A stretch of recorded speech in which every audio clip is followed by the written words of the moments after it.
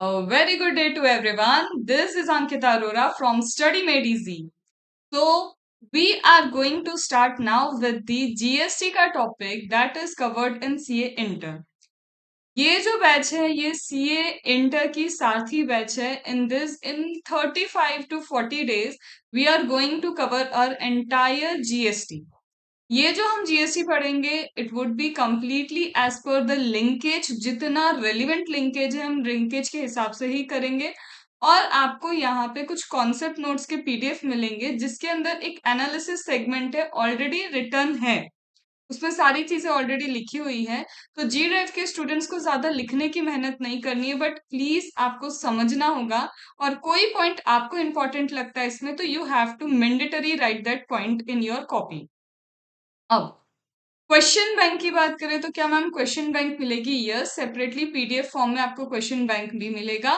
Question bank में MTP, RTP, test your knowledge, past paper, MCQ सभी कुछ cover करके रखा हुआ है. तो अभी नहीं, आज से 7 डेज बाद आपको जब मेरा सप्लाई का पूरा सेगमेंट कंप्लीट हो जाएगा we will be providing you the PDF for the question bank. Ma'am hard copy क्यों नहीं? क्योंकि you would also be knowing कि ये जो सारथी बैच है इसकी फीस बहुत ज्यादा लो एंड फाइनेंशियली फीजिबल रखी है. तो it would not be possible for me to give hard copy of question bank और योर कॉन्सेप्ट नोट. वो आपको ही प्रिंट करवाना होगा. ये जो आप जी ड्राइव लेक्चर्स ले रहे हैं इसमें कोशिश ये करना कि डेली एक टाइम टेबल डिसिप्लिन के हिसाब से आप बना लो कि इस वक्त बैठ के मुझे ये एक लेक्चर या 2 लेक्चर कंप्लीट करना है. क्योंकि सबसे ज्यादा प्रॉब्लम जी ड्राइव में कुछ बेनिफिट्स हैं तो प्रॉब्लम ये भी है कि हमारे ऊपर चीजें आ जाती तो कई बार हम डिले कर देते हैं देखने के लिए. ठीक है. Talking about goods and service tax, यहाँ पे इस पूरे जो कोर्स है जो 35 to 40 डेज का हमारा ये स्केड्यूल रहेगा इसमें मैं क्या आपके लिए कवर करूंगी 100% जीएसटी आईसीए मटेरियल के अकॉर्डिंग कंप्लीट होगा. और साथ में हम कुछ स्टेप्स फॉलो करते हुए चलेंगे. देखो, लाइव तो जो क्लासेस रहती है उसमें मैं उनके राइटिंग सेशंस लेती हूँ तो उसमें मैं चेक भी करती हूँ कि वो कैसा लिख रहे हैं. बट यहाँ पे because it is a G drive class यहाँ पे मेरे लिए आपका राइटिंग सेशन चेक करना पॉसिबल नहीं होगा. बट आपको ये जो 7 स्टेप्स यहाँ पे दिख रही हैं इन 7 स्टेप्स को आपको फॉलो करना है because this 7 steps are road map for your examination. Road map for your examination कैसे? सबसे पहले किसी भी चीज के कॉन्सेप्ट को आपको क्या करना होता है? कॉन्सेप्चुअल क्लैरिटी रखनी होती है. तो किसी भी चीज के कॉन्सेप्ट में आपकी क्या होनी चाहिए? सबसे पहले कॉन्सेप्चुअल क्लैरिटी. उसके बाद आप उसे रिटेन करने की, लर्न करने की कोशिश करोगे. मतलब सिंपल ये है कि पहले कोई भी कॉन्सेप्ट को बहुत डिटेल में जाके वर्ड टू वर्ड अच्छे से आप उसका अंडरस्टैंडिंग लो. अंडरस्टैंडिंग लेने के बाद आप क्या करो? इसे लर्न करो. एक बार लर्न करके कभी कुछ नहीं होने वाला है. आपको अब थर्ड स्टेप पे करना होगा क्यूमुलेटिव रिवीजन. और जो चीज आपने लर्न कर ली है, क्यूमुलेटिव रिवीजन किया है, उसको आपको क्या करना होगा? बिना देखे लिखना होगा. बिना देखे लिखने के लिए आप क्या करो? जो आपकी क्वेश्चन बैंक रहेगी, क्वेश्चन बैंक के क्वेश्चंस को आप ऐसे सॉल्व करो जैसे आप एग्जाम में बैठे हो, आप आंसर नहीं देख रहे हो. Without looking to the answer you have to start solving the question. इसमें आप टाइमर लगा के चलो. ये मैं साथ में आगे बताती जाऊंगी कब कितना टाइमर होगा, क्या होगा. तो इसमें आप क्या करो? टाइमर लगाओ और टाइमर लगा लगा के क्वेश्चंस को आपको क्या करना चाहिए? सॉल्व करना चाहिए. टाइमर लगाने से ये होगा कि एक लिमिटेड टाइम में you would be able to solve many questions. As well as आप एग्जाम कंडीशन की प्रैक्टिस कर रहे हो और आप अभी आंसर्स चेक नहीं कर रहे हो. तो जो आपने यहाँ पे लर्न किया है वो अच्छा सोर्स है ये चेक करने का कि क्या हम उन लर्न किए हुए कॉन्सेप्ट्स को अप्लाई कर पाते हैं क्वेश्चन पे, क्या हम प्रॉपर उसको लिख पाते हैं. और जब आप ऐसी प्रैक्टिस करोगे कहीं ना कहीं आपकी स्पीड इंप्रूव होगी, राइटिंग स्किल्स इंप्रूव होंगे. और कहीं ना कहीं ये हेल्प करेगा आपको पेपर में 100% क्वेश्चन अटेम्प्ट करने के लिए. आई एम नॉट सेइंग कि 100% आप सही अटेम्प्ट करके आओगे बट 100% लिख के तो आओगे. ये हेल्प करेगा राइटिंग सेशंस आपको उसके लिए. क्योंकि ओवरऑल क्या होता है जब आप टाइमर लगाते हो तो टाइम मैनेजमेंट सीखते हो. अकॉर्डिंग टू टाइम मैनेजमेंट आप हर एक क्वेश्चन को अटेम्प्ट करते हो. आपकी राइटिंग स्किल्स इंप्रूव होती है, एप्लीकेशन लेवल इंप्रूव होता है. क्योंकि मैं बोल रही हूँ कि जब भी आप कोई कॉन्सेप्ट को लर्न कर लोगे तो क्वेश्चंस बिना देखे आपको क्या करना चाहिए? सॉल्व करना चाहिए. अब ये जो सारी स्टेप्स है ना, ये मैं खुद फॉलो करवाती हूँ, क्योंकि लाइव बैच जो रहती है वो मेंटरिंग वाली बैच रहती है, जिसमें यहाँ पे ये मेरा काम है, जो यहाँ पे भी मेरा काम है, जी ड्राइव में भी, लाइव में भी ये मैं करवाती हूँ। ये मैं डेली का टारगेट देती हूँ स्टूडेंट्स को, आज क्या होमवर्क है, क्या लर्न करना है, क्या रिटेन करना है। उसके बाद डेली हम क्यूमुलेटिव रिवीजन करते हैं, जो मैं करवाती हूँ। फिर ये जो है राइटिंग स्किल्स, उनको क्वेश्चन बिना देखे यहाँ पे क्लास में ही उन्हें मेरे साथ टाइमर के साथ सॉल्व करने होते हैं। फिर मैं उनको चेक करती हूँ और हम ऐसे इम्प्रूव करते हैं, टाइम मैनेजमेंट करते हैं और 100% कैसे पेपर को सॉल्व करना है ये क्लास में सीखते हैं। जी ड्राइव में सारी टिप्स शेयर की जाएगी, बट ऑब्वियसली जी ड्राइव की ये एक लिमिटेशन है कि आई कैन नॉट चेक इतने सारे स्टूडेंट्स का, मैं चेक नहीं कर सकती हूँ कॉपी। और ऑब्वियसली जी ड्राइव में कौन सा स्टूडेंट कब किस चैप्टर पे चल रहा है, कब किस चैप्टर पे चल रहा है, तो that is not at all possible for मी कि मैं आपकी कॉपीज चेक करूं, आपके राइटिंग सेशंस देखूं। तो you have to just follow the tips. किसी स्टूडेंट को लगता है मैम ये तो जी ड्राइव से ज्यादा तो फिर लाइव बेनिफिशियल है, तो you can still convert, but एक पर्टिकुलर टाइम के बाद you would not be able to convert. Conversion अगर करना है या फिर आपकी इच्छा है, तो आप इस नंबर पे क्या कर सकते हो, 7999709236 पे आप रिक्वेस्ट कर सकते हैं। व्हाट्सएप करना है, कॉल नहीं करना है। अंडरस्टूड? चलो, इसी के साथ यहाँ पे जब ये स्टूडेंट्स क्या करेंगे, आप कोई भी चैप्टर को सॉल्व करेंगे, if you would be solving any chapter, तो चैप्टर सॉल्व करने में अलग अलग आपको क्या मिलेंगे, क्वेश्चंस मिलेंगे। जब आप बिना देखे क्वेश्चन को सॉल्व करते हैं, तो कई मिस्टेक्स होती हैं, जिसमें से एक मिस्टेक हो सकती है आपकी कैलकुलेशन मिस्टेक की। हो सकता है क्वेश्चन नंबर 1 है, उसमें सिंपल मेरे से सिर्फ कैलकुलेशन मिस्टेक हुई है, तो आप लिख के रखो कि वो कैलकुलेशन मिस्टेक क्या थी, एक लाइनर समरी लिखना है। यहाँ मैं क्या करवा रही हूँ आपको, यहाँ हम कर रहे हैं एक्सेल और मिस्टेक, मतलब जो मिस्टेक्स हमने की है हम उसको पूरा नोट डाउन कर रहे हैं, क्योंकि जो आता है उसे इम्प्रूव नहीं करना होता है, जिसमें गलतियां हो रही है उसका एक्सेल मेंटेन करना है, और उन गलतियों को दोबारा हमें क्या नहीं करना है, रिपीट नहीं करना है।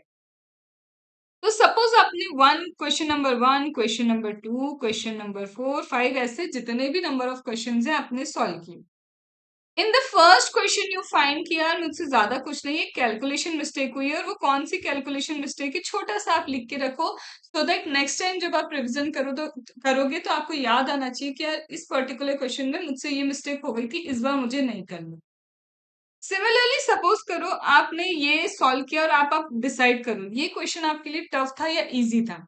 आप बोलोगे मैम टफ नहीं था, इजी था, एक सिल्ली सी मिस्टेक हो गई है मेरे से जिसके कारण मेरा कैलकुलेशन मिस्टेक हो गया है, तो although the question was easy for me, तो यहाँ आप लिख दोगे इजी। डन।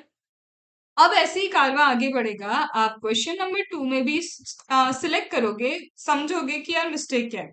तो क्वेश्चन नंबर 2 में सपोज आपको समझ में आया कि आपने जो कॉन्सेप्ट अप्लाई किया है, all together it was a wrong concept, यहाँ पे ये कॉन्सेप्ट एप्लीकेबल ही नहीं होता। या फिर ये हो सकता है कि कॉन्सेप्ट तो सही अप्लाई किया, लेकिन हम प्रॉपरली उसको लिख नहीं पाए, राइटिंग अच्छी नहीं थी, फॉर्मेट अच्छा नहीं था। या फिर ये भी हो सकता है कि मैम हमें तो यही समझ नहीं आया कि यहाँ पे कॉन्सेप्ट लगेगा कौन सा। जब आपको ये समझ नहीं आया कि कौन सा कॉन्सेप्ट लग रहा है, मतलब वो एडजस्टमेंट थोड़ा टफ है, और उसे बोलते हैं हम स्टार एडजस्टमेंट। तो आप एक लाइनर क्या करके रखो, लिख के रखो वो स्टार एडजस्टमेंट कौन सा है। और या फिर अगर कॉन्सेप्ट गलत हुआ है तो क्या गलती हुई है आपसे, आपको 1 लाइनर समरी यहाँ पे लिखनी है। क्योंकि हम क्या कर रहे हैं, समरी बना रहे हैं पूरे क्वेश्चन बैंक की, और क्वेश्चन बैंक के हर क्वेश्चन में जो स्टार चीजें हैं, इंपॉर्टेंट चीजें हैं, जो हमारे लिए टफ है या हमारी गलतियां हुई है, उन चीजों को हम क्या कर रहे हैं, यहाँ पे लिख के चल रहे हैं। अब ऐसा हर एक क्वेश्चन में आप करते जाएंगे और यहाँ लिखते जाएंगे, whether it is tough, whether it is easy, whether it is tough, whether it is easy, whether it is tough, क्या है कैसा क्वेश्चन।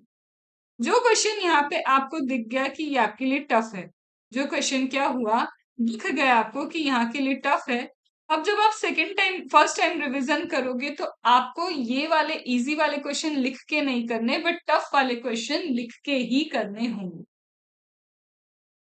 जितने टफ क्वेश्चन है फर्स्ट रिवीजन में आपने लिखा, आपने देखा, फिर कोई नई मिस्टेक भी हो सकती है या फिर बिल्कुल सही तरीके ये सॉल्व भी हो गया। देखो जब आप फर्स्ट रिवीजन करोगे या तो नई मिस्टेक करोगे, कोई और नया इन्वेंशन होगा, और अगर नहीं है तो हो सकता है आपको ये क्वेश्चन बिल्कुल सही चला गया हो। तो आप यहाँ पे कर दोगे, अगर नई मिस्टेक है तो यहाँ नई मिस्टेक लिखोगे, और अगर आपका क्या हुआ है सही चला गया है तो कुछ नहीं, आप सिंपली टिक कर दोगे। सेकेंड रिवीजन में भी आप क्या करोगे, सेकेंड रिवीजन में आपको पता चल जाएगा फर्स्ट रिवीजन में क्या क्या मिस्टेक्स थी, सेकेंड रिवीजन की मिस्टेक्स हम यहाँ पे लिखेंगे, आपको पता चल जाएगा दूसरी बार भी कौन से क्वेश्चन है जिसमें मिस्टेक हो रही है। तो भाई पहली बार भी जिस क्वेश्चन में मिस्टेक हुई, दूसरी बार भी जिस क्वेश्चन में मिस्टेक हुई, इसका सिंपल मतलब ये है कि वो टफ क्वेश्चन है, बार बार मिस्टेक करवा रहा है, तो थर्ड वाले में भी आप क्या करोगे, उस टफ क्वेश्चन को लिख के ही सॉल्व करोगे। एंड देन वहां पे हो सकता है सेकंड में फिर नई मिस्टेक हो या फिर कोई मिस्टेक नहीं हो। तो इसी तरह से आपको क्या करना है, आइडेंटिफाई करना है टफ क्वेश्चन, और कम से कम 2 से 3 बार अपने टफ क्वेश्चन को राइटिंग प्रैक्टिस देना है। This we will do in live class. Revision नहीं होंगे, बट ये एक्सेल शीट हमारी लाइव क्लास में बनेगी। बट आपको क्या करना है, इसी तरह से एक एक्सेल बनानी है और अपने मिस्टेक्स को लिखते जाना है, क्योंकि जब आप रिवीजन करने जाओगे तो पहले आप देखोगे कि यार ये चीजों में मेरी गलती हुई थी, इन क्वेश्चन में गलती हुई थी। तो ये कहीं ना कहीं जब मिस्टेक हमारे दिमाग में रहती है तो उनको इम्प्रूव करना इजी होता है। आई hope you got all this thing. जो मुझे एक्सप्लेन करना था ये सारी चीजें आपको समझ में आ गई होंगी। अब हम फाइनली बढ़ते हैं हमारे नेक्स्ट पार्ट पे। देखो यहाँ पे हम जैसे जैसे आगे बढ़ते जाएंगे, यहाँ पे मैं आपको एक लिस्ट लिखवा दूंगी, इंपॉर्टेंट लिंकेज कौन कौन से हैं। तो चैप्टर वाइज हम क्या करेंगे, इंपॉर्टेंट लिंकेज लिख लेंगे, सो दैट आपको भी पता रहे कि जब आप रिवीजन कर रहे हैं तो आपको ज्यादा फोकस किस चीज पे करना है। इसी तरह से हम लिस्ट बनाएंगे उन सेक्शन की भी जो आपको लिखने ही है एग्जाम में। हर सेक्शन नंबर याद रखना पॉसिबल भी नहीं है और हमें हर एक सेक्शन नंबर याद रखना भी नहीं है, बट वो सेक्शन नंबर जो बहुत इंपॉर्टेंट है and I want you to write in your exam, हम एक list during the completion of class हमारी यहाँ पे एक लिस्ट बनती जाएगी। तो ये है कैसे हम प्रोसीड करेंगे। तो शुरू के ये 10-12 मिनट में मैंने आपको बता दिया कि कवरेज कैसा रहेगा, बैच कैसी चलेगी। अब हम स्टार्ट करते हैं finally with the concept of GST. Ma'am रुको रुको, कुछ तो मिस्टेक हो गई है, टाइपिंग मिस्टेक है। यहाँ डायरेक्ट क्वेश्चन चैप्टर नंबर 2 है जिसे आप स्टार्ट कर रहे हो। चैप्टर नंबर 1 है हमारे मॉड्यूल में, इंट्रोडक्शन टू जीएसटी। आपने अभी वो स्टार्ट नहीं किया, नहीं किया क्योंकि मुझे नहीं करना है अभी वो स्टार्ट, वो सबसे लास्ट में मैं आपको करवाऊंगी। हम कुछ गड़बड़ नहीं कर रहे हो, जीएसटी का इंट्रोडक्शन आप लास्ट में करवा रहे हो। हाँ, क्योंकि जीएसटी के इंट्रोडक्शन में आप पेज पलट के देखो, मॉड्यूल्स पलट के देखो, आपको मिलेगा कंपनसेशन स्कीम, आपको मिलेगा जीएसटी का पोर्टल क्या होता है, ऐसी कई चीजें आपको वहां पे देखने को मिलेगी जो ड्यूरिंग चैप्टर 2 से लेके आगे हम जब पढ़ेंगे वो ऑलरेडी डिटेल में मेरे चैप्टर्स में है। तो जब हम सारे चैप्टर्स पढ़ लेंगे तो जीएसटी का इंट्रोडक्शन वाला चैप्टर आपके लिए ऐसा आपको लगेगा ये क्यों ही पहले पढ़ा था हमने। अच्छा हुआ मैम ने पहले नहीं पढ़ाया, क्योंकि इससे ज्यादा डिटेल तो हम वहां पे कर चुके। वो सिर्फ इंट्रोडक्शन में बता रहे हैं आपको ये कॉन्सेप्ट्स पढ़ने मिलेंगे।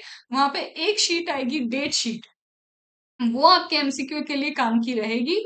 तो वो हम एकदम लास्ट में पूरे चैप्टर को गो थ्रू करेंगे, लेकिन पूरा जीएसटी कंप्लीट करने के बाद, क्योंकि वहां पे आपको मैं अच्छे से समझा पाऊंगी आईटीसी क्या है, क्योंकि आप आईटीसी समझ चुके होंगे। तो उस चीज के लिए मैंने उसको होल्ड किया है और हम लास्ट में करेंगे चैप्टर नंबर 1। अब हम आते हैं चैप्टर नंबर 2 पे, जिसमें लिखा है सप्लाई अंडर जीएसटी। मैम ये सप्लाई अंडर जीएसटी क्या है? भाई ये सप्लाई ही क्या है? एक कॉमन स्टूडेंट जो अभी अभी सीए इंटर में आया है और जीएसटी से पहली बार दोस्ती हुई है उसकी, मतलब उसे जीएसटी अभी तक पता नहीं था, वो सप्लाई वर्ड देख के पता है क्या सोचेगा? सेल्स, परचेस, सप्लाई कर रहे हैं, सेल कर रहे हैं, बस। बट ऐसा नहीं है जीएसटी में। जीएसटी में सप्लाई जो है सबसे इंपॉर्टेंट डेफिनेशन है, और ये जो सप्लाई है ये सप्लाई और कुछ नहीं, जीएसटी में क्या है, सप्लाई है हमारे लिए टैक्सेबल इवेंट। तो यहाँ पे जीएसटी में ये जो हमारे लिए सप्लाई है वो क्या है, taxable event. Ma'am Y taxable event, और ये टैक्सेबल इवेंट होता है क्या, थोड़ा सा आपको इसको डिटेल में समझा ही देना चाहिए। देखो मैंने किसी 2 बच्चों को बुलाया, ठीक है, मैंने उन बच्चों को बोला देखो बच्चों सुनो, अगर तुम डिस्टिंक्शन लेके आते हो मेरे सब्जेक्ट में, ठीक है, अगर तुम डिस्टिंक्शन लेके आते हो, 75 प्लस लेके आते हो, एग्जेम्पशन ले लो 60 प्लस लेके आते हो मेरे सब्जेक्ट में, तो मैं तुम्हें रिवॉर्ड दूंगी। रिवॉर्ड मिलने की कंडीशन क्या है? 60 प्लस मार्क्स लेके आना। रिवॉर्ड मिलने की कंडीशन क्या है कि उन्हें 60 प्लस मार्क्स लेके आने पड़ेंगे, तब जाके रिवॉर्ड उनको मिलेगा। ये बात समझ में आई? फिर उन्हीं बच्चों को बोला मैंने, अगर तुम 40 से नीचे लेके आए तो मैं तुम्हें पनिशमेंट दूंगी।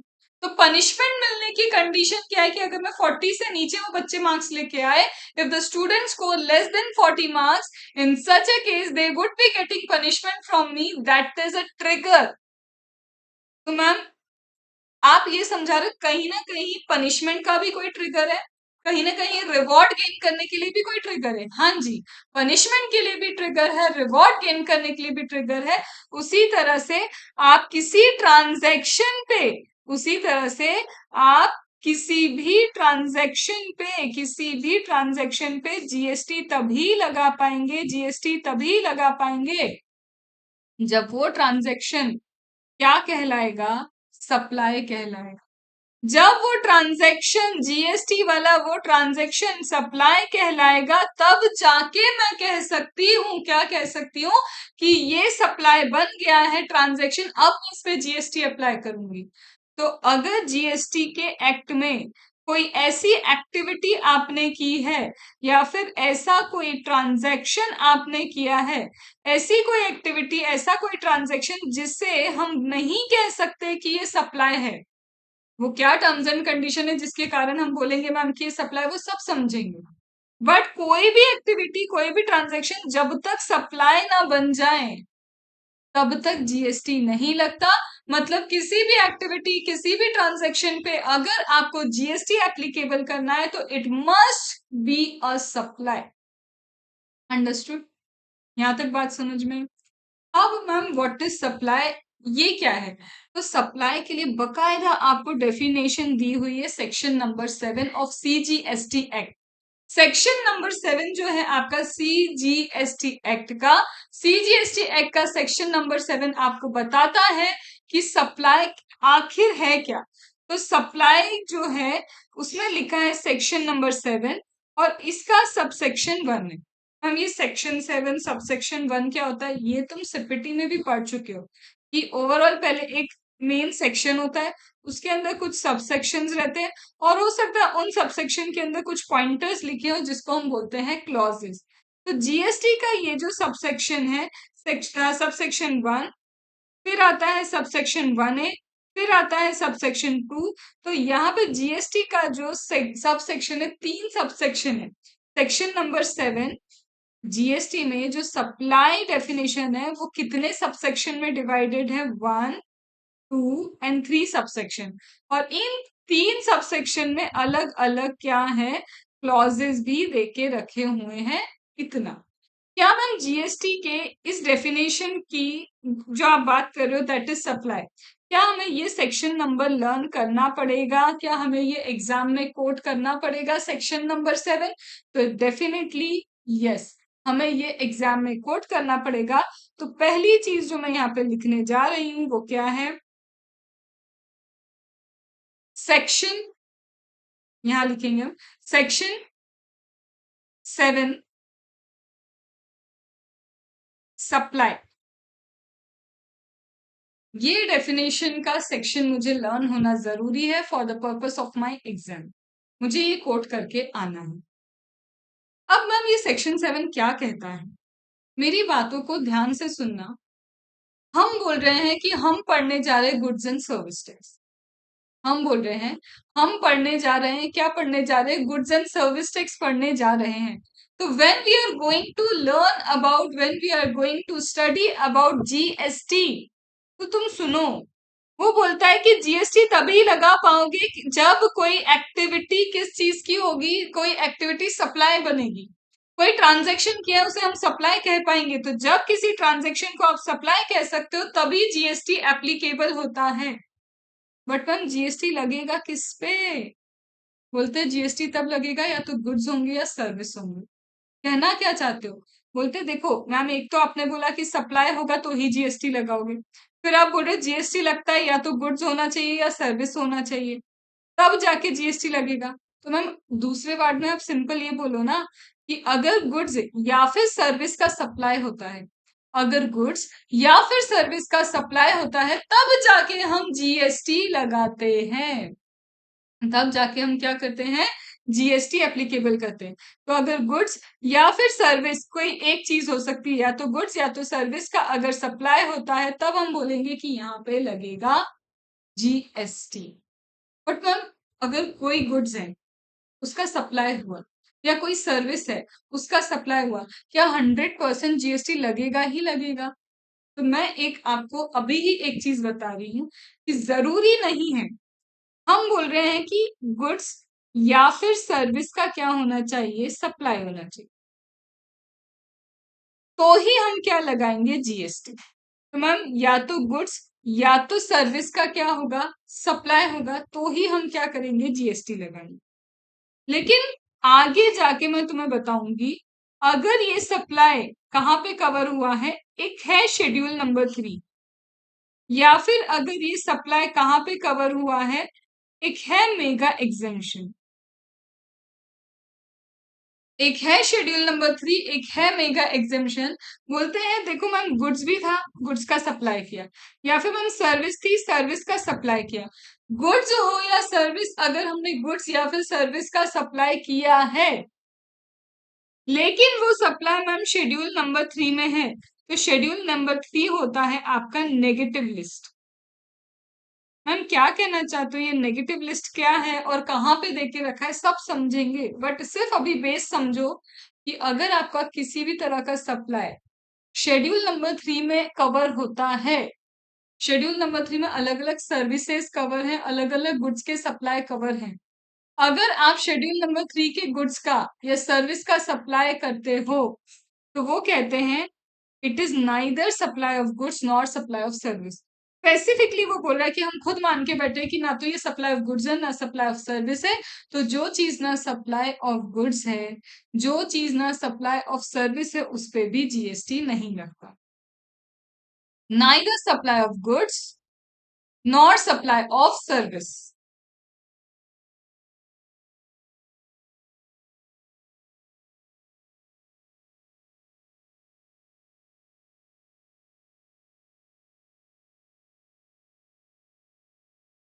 यस।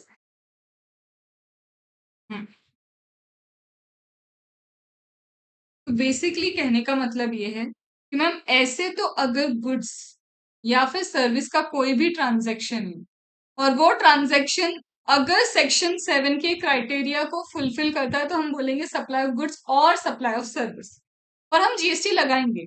लेकिन अगर वही वही सप्लाई ऑफ सर्विस या सप्लाई ऑफ गुड्स का जो सप्लाई है by chance ma'am schedule number 3 की लिस्ट में कवर हो जाता है, तो ऐसे केस में उस सप्लाई को, बावजूद इसके कि वो सप्लाई ऑफ गुड्स है या फिर सप्लाई ऑफ सर्विस है, स्टिल उसको कवर करके रखा है नेगेटिव लिस्ट में, और हम बोल देंगे कि it is neither supply of goods nor supply of service. इसको ऐसे भी समझो, कोई बच्चा है बहुत होशियार है, लेकिन स्कूल में उसको क्या करके रखा है, सस्पेंड करके रखा है या ब्लॉक करके रखा है। भले ही वो होशियार है, लेकिन उसको हो सकता है किसी एक्टिविटी में पार्टिसिपेट नहीं करने मिलेगा। वैसे ही भले ही ये सप्लाई ऑफ गुड्स है या सप्लाई ऑफ सर्विस है, लेकिन अगर इसे नेगेटिव लिस्ट ने कवर किया है, तो फिर हम बोलेंगे ना तो ये गुड्स का सप्लाई ना सर्विस का सप्लाई है। ऐसे केस में आप बोलोगे इस पे जीएसटी लग ही नहीं सकता, क्योंकि सप्लाई ही नहीं बन रहा है। दूसरा मैम, दूसरा ये है कि ये सप्लाई ऑफ गुड्स हुआ या फिर सप्लाई ऑफ सर्विस हुआ, एज द केस में, और मैम ये शेड्यूल 3 में कवर भी नहीं है, ये शेड्यूल 3 में कवर भी नहीं है, तो हम इस पे जीएसटी लगाएंगे। लेकिन भले ही ये सप्लाई ऑफ गुड्स हो या सप्लाई ऑफ सर्विस हो, भले ही ये शेड्यूल 3 में कवर नहीं हो, लेकिन अगर मेगा एग्जेम्पशन में इसका कवरेज है, तो यहां हम बोलेंगे it is a supply but it is not taxable. तब हम यहाँ क्या बोलेंगे, it is a supply but not taxable. ये क्या बोल रहे हो मैम, ये मेगा एग्जेम्पशन क्या है, मेगा एग्जेम्पशन मतलब सरकार ने, गवर्नमेंट ने खुद बोल के रखा है कि ये सप्लाई है, लेकिन हम नहीं चाहते इस पे टैक्स लगाना। इसको ऐसे समझो, बेसिक एग्जेम्पशंस जो डीटी में पढ़ते हो कि इन चीजों पे एग्जेम्पशन है। तो ये बोलता है कि यस मैम, ये बोलता है कि मेगा एग्जेम्पशन में सप्लाई तो था, शेड्यूल 3 में भी कवर नहीं हुआ, लेकिन मेगा एग्जेम्पशन में कवर हुआ, तो हम यहाँ बोल रहे हैं कि सप्लाई तो है बट टैक्सेबल नहीं हुआ। अब थोड़ा सा अगर आप समझ पाए तो देखो, शेड्यूल 3 पहले ही बोल देता है कि सप्लाई ही नहीं है, सप्लाई ही नहीं है, तो जीएसटी की बात ही नहीं आ सकती यहाँ, क्योंकि सप्लाई होगा तभी जीएसटी की बात आएगी। बट मेगा एग्जेम्पशन बोलता है सप्लाई तो है, बट हमने उसको क्या करके रखा है, एग्जेम्प्ट करके रखा है। आई hope you got this thing very well understood. अब बढ़ते हैं आगे।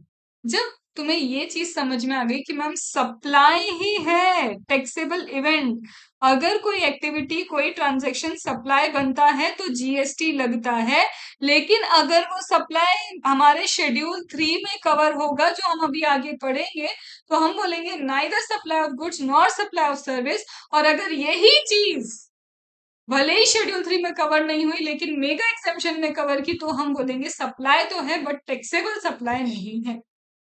बट मैम अब ये समझाओ कि सप्लाई होता क्या है, व्हाट इज सप्लाई। तो अब हम समझ रहे हैं सप्लाई की डेफिनेशन को। सप्लाई की डेफिनेशन में सेक्शन 7 सब सेक्शन 1 कहता है सप्लाई इंक्लूड, सप्लाई में कुछ चीजें इंक्लूड होती हैं। अब इंक्लूड का मतलब क्या है, सप्लाई इंक्लूड, बस इतना ही, और मैंने स्टॉप कर दिया। अभी हम इधर कुछ भी नहीं पढ़ रहे, मैं मान के चल रही हूं कि ये कुछ भी नहीं लिखा। ये भी क्रॉस, इसको भी स्ट्राइक कर दिया, इसको भी स्ट्राइक कर दिया, ये सब स्ट्राइक हो गए, कुछ नहीं लिखा है। तो मैं बोल रही हूँ सप्लाई इंक्लूड, मैं बोल रही हूँ सप्लाई इंक्लूड, उसके बाद कोई है नहीं डेफिनेशन में, ऐसा अभी मान लिया हमने। मैम ऐसा क्यों कर रहे हो, क्योंकि इंटरप्रिटेशन ये बोलता है। देखो सेक्शन 7, अगर सप्लाई है तो ही जीएसटी लगेगा, तो बताओ तो सही मैम सप्लाई होता क्या है। तो मैं बोलना चालू कर रही हूँ supply includes. What do you mean by include. तो जब भी किसी डेफिनेशन के आगे, रामबाण है सुन लो अच्छे से, जब भी किसी डेफिनेशन के आगे इंक्लूड वर्ड लिखा मिल जाए, इसका मतलब वो डेफिनेशन होती है हमारी इंक्लूसिव डेफिनेशन।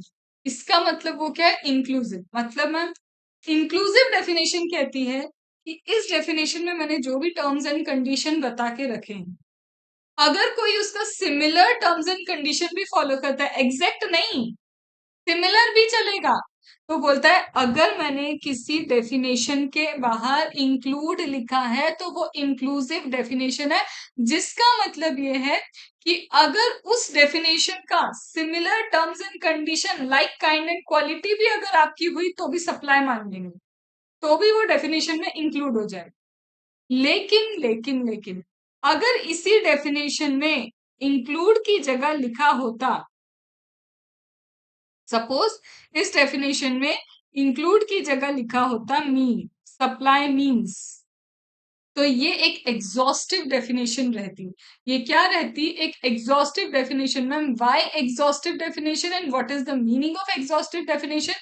एग्जॉस्टिव का मतलब है जैसा हमने इस डेफिनेशन में कहा है, अगर वैसा की वैसा कंप्लायंस करते हो तभी जाके, हम बोल रहे हैं जैसा हमने डेफिनेशन में लिखा है, अगर वैसा की वैसा ही आप कंप्लाई करते हो, सिमिलर नहीं चलेगा, लाइक काइंड भी नहीं चलेगा, तब हम बोलते हैं कि ये इंक्लूड होगा, अदरवाइज इंक्लूड नहीं होगा। तो वेन एवर यू फाइंड कि डेफिनेशन में इंक्लूड लिखा है तो that is an inclusive definition. आने दो like kind and quality, similar kind and quality की चीजों को आने दो। But if mean is written, that is an exhaustive definition, वो एक exhaustive definition है, and being an exhaustive definition, वो एग्जैक्ट काइंड ऑफ चीजों को ही, जो एकदम टर्म्स एंड कंडीशन फॉलो करता है, उसी को उस डेफिनेशन में इंक्लूड करेगा और किसी को। क्या ये बात समझ में आ गई? तो this was my first interpretation with respect to the definition of supply. Done. Ma'am कहीं तो लिखवा देते, ये अच्छा लगता। ये लिखा है ऑलरेडी, ये हम लाइव क्लास में लिखते हैं। जी ड्राइव वालों को लिखने की ज्यादा जरूरत नहीं पड़ेगी, उन्हें ये ऑलमोस्ट लिखा हुआ ही मिलेगा। क्या लिखा है? अगर डेफिनेशन में आपको मिले वर्ड इंक्लूड, तो where in a definition word include is written, it means it is an inclusive definition. Inclusive means similar characters, similar kind of things would be included. For example, definition of supply. However, if the definition has word mean, it's an exhaustive definition. Exhaustive means only exact characteristic, exact goods, exact service will be included. It does not count similar characteristic. तो यहाँ मैं highlight करूँ तो मेरे लिए highlight क्या है? यहाँ सिमिलर कैरेक्टरिस्टिक की चीजें होती हैं, यहाँ सिर्फ एग्जैक्ट वाली लेंगे mean. I hope it is clear. जितना हाईलाइट किया उससे तुमको क्रक्स क्लियर हो जाएगा। अब बढ़ते हैं आगे। डेफिनेशन में क्या लिखा है आगे, तो हम मैम यहाँ तक तो पढ़ चुके, सप्लाई इंक्लूड समझ में आएगा। अब बोलते हैं मैम सप्लाई इंक्लूड्स व्हाट। आगे लिखा है supply includes all form of supply.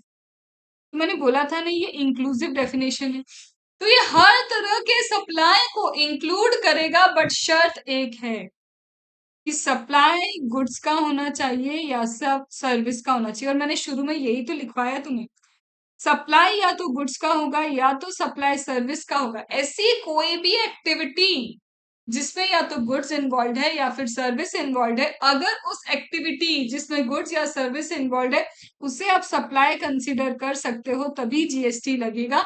तो शुरुआत इसी से तो हुई है कि किसी भी फॉर्म का सप्लाई हो, लेकिन वो सप्लाई गुड्स और सर्विस का होना चाहिए। अब मैम सप्लाई के फॉर्म कौन से होते हैं? हमको तो सेल्स ही पता है। सप्लाई में होता है सेल, ट्रांसफर कर दो अपनी प्रॉपर्टी, सेल, ट्रांसफर, बार्टर। मुझे सपोज चाहिए ये पेन चाहिए और तुम्हें सपोज करो ये माइक चाहिए, तो हमने एक्सचेंज कर दिया, दैट इज व्हाट बार्टर। हम एक्सचेंज, बार्टर अगर ये तो एक्सचेंज क्या है? एक्सचेंज कैसे? पुराना लैपटॉप लाओ और नया लैपटॉप ले लो और जो बचा कुचा अमाउंट है वो कैश में पे कर दे, वो होता है एक्सचेंज।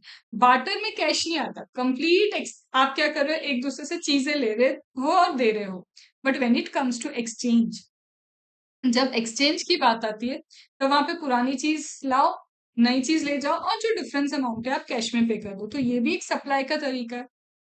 इसके अलावा लाइसेंस पे दो, रेंट पे दो, डिस्पोज भी कर दिया, मेरा लैपटॉप खराब हो गया, मैंने हटा दिया उसको, डस्टबिन में फेंक दिया, बिजनेस के लिए था वो, बिजनेस का लैपटॉप था, पर्सनल की बात नहीं कर रही हूँ। तो अगर आप इवन डिस्पोज भी करते हो तो dispose is also form of supply. तो बोलता है सप्लाई मतलब मैम हर एक तरह का सप्लाई होता है। सप्लाई मतलब हर तरह का सप्लाई, चाहे वो गुड्स का हो या फिर मैम वो सर्विस का हो। अब वो फॉर्म हो सकता है, सेल हो सकता है, ट्रांसफर हो सकता है, बार्टर हो सकता है, एक्सचेंज हो सकता है, लाइसेंस हो सकता है, लीज हो सकता है, डिस्पोजल हो सकता है। अब मेरी गाड़ी रुक गई यहाँ पे, कि इतने इतने तरह के हो गए मैम ये सप्लाई, इतने इतने तरह के क्या हो गए सप्लाई। और सप्लाई होना चाहिए या तो गुड्स का या तो सर्विस का। डन।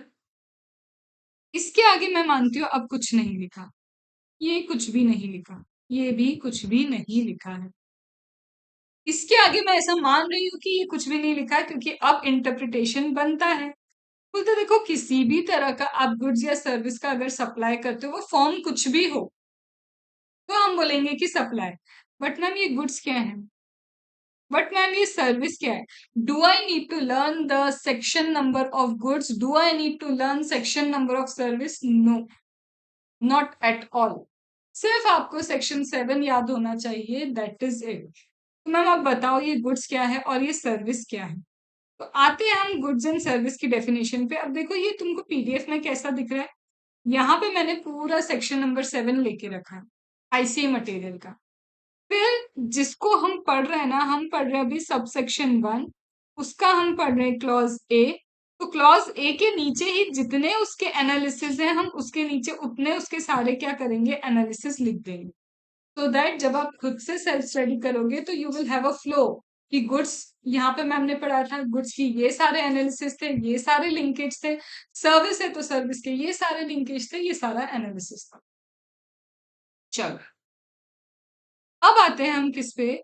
मैम हमको समझना पड़ेगा, आप बोल रहे हो ना सप्लाई या तो गुड्स का होना चाहिए, सप्लाई या तो सर्विस का होना चाहिए, तो ये सप्लाई ऑफ गुड्स क्या होता है, गुड्स होता क्या है? गुड्स तो हम जो समझते हैं मैम, जैसे ये गुड्स है मैम, जैसे आपके पास क्या है यहाँ पे अभी, ये भी क्या है, गुड्स है।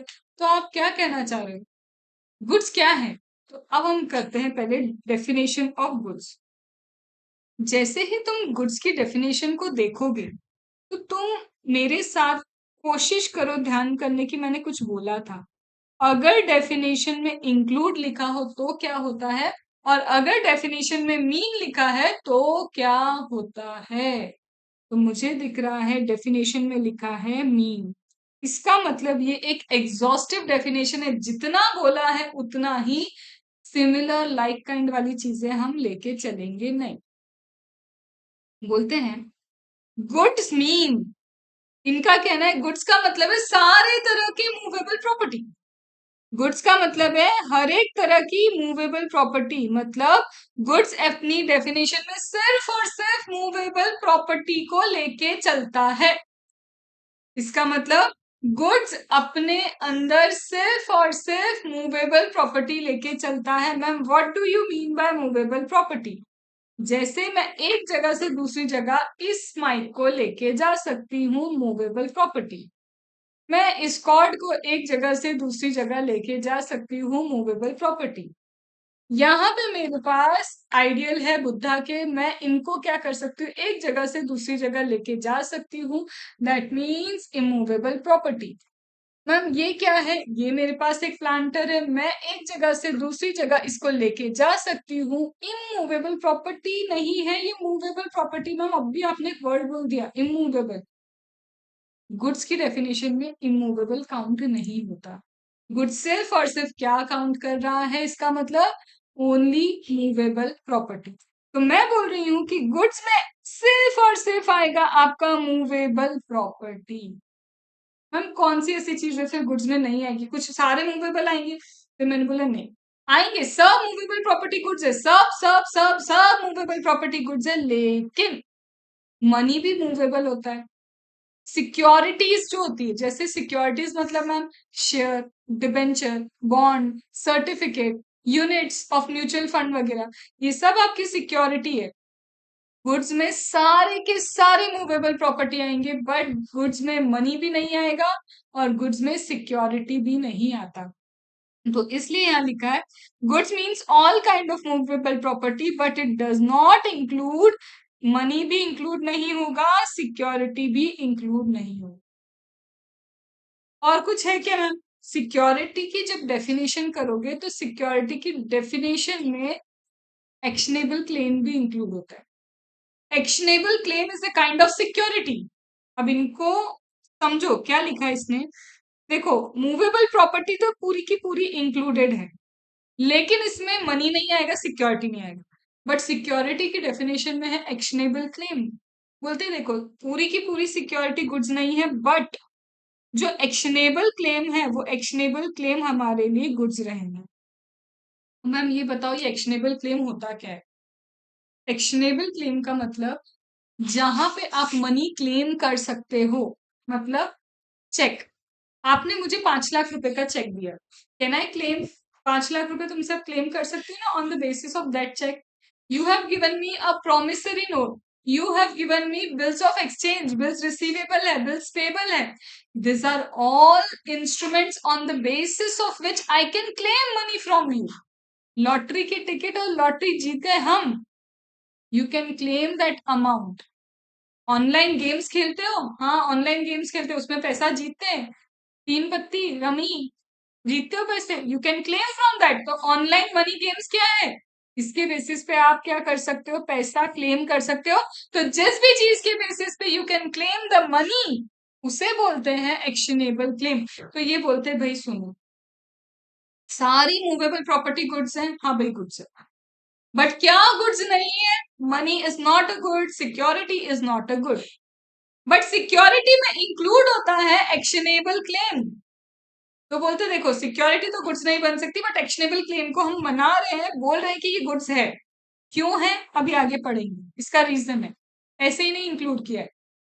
एक्शनेबल क्लेम तो हमारे क्या होंगे, गुड्स होंगे। ठीक है, फिर इसके बाद आगे ये बोलता है कि growing crops, growing crops, grasses, things attach to land, जो अभी क्या है क्रॉप्स ग्रो कर रहे हैं, जो क्या है ग्रासेस हैं, इसको भी बोलते हैं कि गुड्स है। मैम ये लिखने की क्या ही जरूरत पड़ गई कि ग्रोइंग क्रॉप्स, ग्रासेस, तुमको यहाँ पे दिख रहा है growing crops, grasses, things attach to land, दिख रहा है यहाँ पे लिखा हुआ है। हम इसको जरूरत क्या थी लेने की, हमको ये बात समझनी है। प्रॉब्लम ये थी क्रॉप्स जो है ना, क्रॉप्स अभी ग्रो कर रहे हैं। ठीक है, इसको मैं इसके बेसिस पे समझाती हूँ। ये देखो, ये हमारे पास क्या है, ये क्रॉप्स है।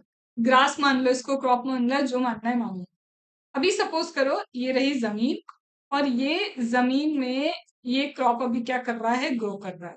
ठीक है, ठीक है मैम, ग्रो कर रहा है।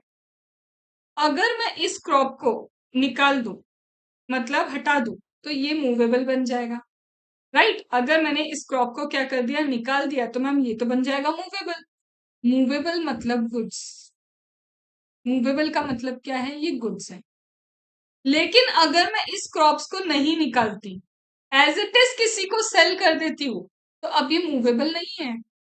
और तुम्हें मैं बताऊं, सर्विस की डेफिनेशन में अभी के लिए समझ लो कि इमूवेबल भी काउंट नहीं होता। अभी के लिए समझ लो, आगे मैं डिटेल में दूंगी, बट अभी ये पॉइंट समझने के लिए समझो कि मैम अगर इसको आपने हटा दिया तो ये मूवेबल, मूवेबल बनते से ही अगर आप इसको सेल करोगे, मतलब it is supply of goods, sale of goods, sale of goods मतलब सप्लाई ऑफ गुड्स। इन्होंने कहा ऐसे कि ऐसे सेल करते। तो एक बंदा आया, उसको मैंने बोला देखो मेरे फार्म में इतने सारे ये उग रहे हैं, तुम ले लो, मैं कटिंग करके नहीं देने वाला। ये कॉन्ट्रैक्ट है कि जब भी ये अच्छा फूल फल जाएगा, सब कुछ हो जाएगा, ये सारे तुम्हारे लिए। अब क्या हुआ, ना ये निकला, ये मूवेबल भी नहीं है, ये यहाँ पे इमूवेबल भी, ये तो इमूवेबल भी नहीं है ना यार, प्लांट्स वगैरह इमूवेबल भी नहीं होते। तो अब इसका मतलब जो चीज मैम ना मूवेबल है, ना इमूवेबल में काउंट हो रही है, ना गुड्स में काउंट हो रही है, ना सर्विस में काउंट हो रही है, जो चीज ना गुड्स है ना सर्विस है, उस पर जीएसटी नहीं लग सकता। और लोगों ने ऐसे ही सेल करना स्टार्ट कर दिया, they started selling like this. तो इसीलिए उन्होंने स्पेसिफिकली एक बात कही, और क्या बोला कि growing crops, grasses, anything attached to land. देखो क्या लिखा है, कोई भी चीज अगर लैंड पे अटैच्ड है, growing crops, grasses, anything attached to land that form part of the land. अगर आप उसको क्या करते हो, एग्री करते हो कि आप सर्व करोगे बिफोर सप्लाई, या फिर कोई कॉन्ट्रैक्ट करते हो, तब भी ये सप्लाई ऑफ गुड्स ही है। तो जबरदस्ती करके क्या करा, इससे सप्लाई ऑफ गुड्स बनाया। तो मैं बोलूं गुड्स की डेफिनेशन में क्या क्या आता है, what is there in the definition of goods. तो क्या क्या चीजें इंक्लूड हो गई मेरे गुड्स के डेफिनेशन में।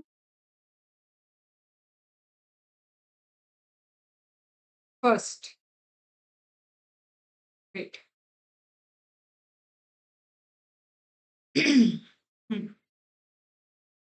तो गुड्स की डेफिनेशन में क्या क्या चीजें इंक्लूड। सबसे पहले मैम गुड्स मतलब मूवेबल प्रॉपर्टी, सारी मूवेबल प्रॉपर्टी। मैम ये तो है, लेकिन मूवेबल में क्या नहीं आएगा, मनी नहीं आएगा। क्या नहीं आएगा, सिक्योरिटी नहीं आएगा। But security includes actionable claim, तो मूवेबल में आएगा क्या, एक्शनेबल क्लेम। अभी इतना ही समझो, आगे इसका लिंक है कुछ ना कुछ शेड्यूल 3 से, बट अभी पहले यही समझेंगे। और क्या होगा मैम और क्या आ सकता है, यहाँ पे मैम ग्रोइंग क्रॉप्स आएंगे, मैम यहाँ ग्रासेस आएंगे, या फिर एनीथिंग अटैच टू लैंड। ये सब यहाँ पे कहाँ पे आएगा, गुड्स की डेफिनेशन में। अंडरस्टूड, यहाँ तक बात समझ में आ गई। तो ये हो गई मेरी डेफिनेशन ऑफ गुड्स, कि गुड्स में क्या क्या चीजें इंक्लूड होती है और क्या क्या चीजें इंक्लूड नहीं होती। तो जितना भी मूवेबल प्रॉपर्टी आपको दिख जाए, यू हैव टू अंडरस्टैंड कि ये क्या है, डेफिनेशन में इंक्लूड होता है और गुड्स की डेफिनेशन में इंक्लूड होता है। अब चलते हैं हम। अभी ये एनालिसिस मैंने पढ़ाया नहीं है, ये जो रेड में लिखा है मैंने अभी कुछ नहीं पढ़ाया। पहले अब मैं पढ़ा रही हूँ सर्विस की डेफिनेशन, फिर हम इन दोनों को लिंक करेंगे और इसके लिंक को लेके जाएंगे हम शेड्यूल 3 पे भी। और वो यहाँ मैंने लिखा भी हुआ है, ये लिंकेज जो है ना यहाँ पे लेके रखी हूँ, so that it would be easy for you to gather the things together. चलो, अब सर्विस की डेफिनेशन करने से पहले आपको देती हूँ 5 मिनट्स का ब्रेक, क्योंकि हमारी जो हर एक क्लास होगी ना, हर क्लास 1.5 घंटे की होगी जी ड्राइव पे, 1.5 घंटे या थोड़ा सा ऊपर। 5 मिनट्स का भी आपको ब्रेक दे रही हूँ। इस ब्रेक के बाद हम फिर कंटिन्यू करेंगे with the definition of service, and most probably service का पूरा की पूरा गुड्स एंड सर्विस का पूरा जो लिंकेज है वो भी खत्म हो जाएगा, और हमारा क्लॉज ए यहाँ पे आज ही फिनिश करेंगे। ठीक है, चलो, take a break. So I hope you have been done with your break. अब ब्रेक के बाद हमको स्टार्ट करना था क्या, सर्विस की डेफिनेशन, एंड सर्विस की डेफिनेशन को स्टार्ट करके हम लिंकेज देख लेंगे गुड्स एंड सर्विस का। तो देखो भाई, सर्विस की डेफिनेशन में क्या लिख के रखा है, सर्विस की डेफिनेशन में सिंपली लिखा है एनीथिंग। सबसे पहले मीन, मीन मतलब again this is an exhaustive definition, अब मुझे इसे बार बार रिपीट करने की रिक्वायरमेंट नहीं है। Service means anything other than goods. अब मैं इसे ऐसा पढ़ूं, service means anything other than goods, comma, money, comma, security. अब मेरे लिए सिर्फ इतनी ही चीज लिखी हुई है, इससे आगे मुझे पता नहीं कहाँ पे क्या लिखा हुआ है। मैं कर देती हूँ इन सब चीजों को स्ट्राइक, नहीं है ये मेरे में। तो यहाँ पे ये क्या लिख रहे हैं, service means anything other than goods. कोई भी चीज सर्विस हो जाएगी, बस वो गुड्स नहीं होना चाहिए। और मैं अगर ऐसा कहूं कि instead of goods I want to write anything other than movable property, क्योंकि गुड्स मतलब और कुछ नहीं मूवेबल प्रॉपर्टी होता है, तो service means anything other than movable property. तो इसका मतलब कोई भी मूवेबल प्रॉपर्टी छोड़ दो, तो बचता क्या है मैम, बचेगा तुम्हारा इमूवेबल प्रॉपर्टी, इंटेंजिबल कुछ जो दिख नहीं रहा है, राइट्स, राइट ऑफ यूज देना किसी चीज का। तो सर्विस का मतलब क्या है, सर्विस का मतलब है अदर देन मूवेबल प्रॉपर्टी। तो ma'am other than movable property, एक तो इमूवेबल प्रॉपर्टी आती है, और दूसरा वो सारे इंटेंजिबल राइट ऑफ यूज, किसी चीज को यूज करने के लिए जब हम कुछ देते हैं तो वो राइट ऑफ यूज कवर होता है हमारा सर्विस की डेफिनेशन के अंदर। और साथ में यहाँ पे भी बोला है ma'am money and security is not service. Ma'am रुको, हमने गुड्स में भी पढ़ा था मनी एंड सिक्योरिटी गुड्स नहीं होते, हम सर्विस में भी पढ़ रहे हैं कि मनी एंड सिक्योरिटी सर्विस नहीं होती। इसका मतलब मनी एंड सिक्योरिटी ना ही गुड्स है ना ही सर्विस है, तो जो चीज ना गुड्स बन सकती है ना सर्विस बन सकती है, उसके ऊपर जीएसटी नहीं लगता है। अभी तक क्या किया, सर्विस का मतलब कोई भी चीज हो सकती है, बस वो गुड्स नहीं हो सकते। गुड्स में क्या आता है, मूवेबल प्रॉपर्टी, वो सर्विस नहीं बन सकती। गुड्स में एक्शनेबल क्लेम कवर होते हैं, तो वो सर्विस नहीं बन सकता।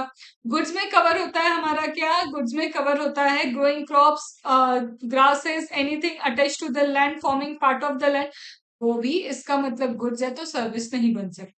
गुड्स में कवर नहीं किया मनी, गुड्स में कवर नहीं किया सिक्योरिटी, बट यहाँ पे भी बोल दिया money and security is not goods, is not service. तो बेसिकली इस चार्ट को देखो, तो मैं ये बोलूं कि गुड्स मतलब किसी भी तरह की मूवेबल प्रॉपर्टी, सर्विस मतलब कोई भी चीज बस वो गुड्स नहीं होना चाहिए, और चाहे गुड्स हो या सर्विस दोनों ने एक्सक्लूड किया है मनी एंड सिक्योरिटी को। डन, इतनी बात। बट क्या इंक्लूड किया है वो है हमारे लिए, एक मिनट,